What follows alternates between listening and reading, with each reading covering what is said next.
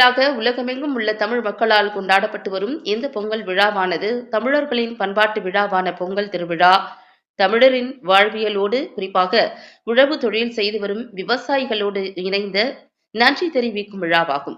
உழவர்கள் தமது உழைப்பிற்கும் தங்களுக்கு உதவிய இயற்கை மற்றும் கால்நடைகளுக்கும் நன்றி தெரிவிக்கும் வகையில் தைத்திங்கள் முதல் நாளில் பொங்கல் பண்டிகையை தமிழகம் மட்டுமல்லாமல் உலகமெங்கும் உள்ள தமிழர்கள் கொண்டாடி வருகின்றனர்.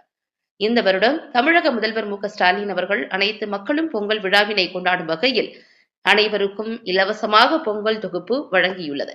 நாடு முழுவதும் பொங்கல் விழாவினை கொண்டாடி வரும் நிலையில் கோவை செல்வபுரம் பகுதி 79வது வார்டில் திமுக சார்பில் சமத்துவ பொங்கல் விழா மற்றும் நலத்திட்ட உதவிகள் வழங்கும் விழா வட்டக்கழக செயலாளர் M.H. இப்ராஹிம் தலைமையில் நடைபெற்றது. இவ்விழாவில் கரும்புக்கடை பகுதி செயலாளர் ஜெயிலா வரவேற்புரையாற்றினார். 79வது வார்டு கவுன்சிலர் வசந்தாமணி பழனிசாமி முன்னிலை வகித்தார்.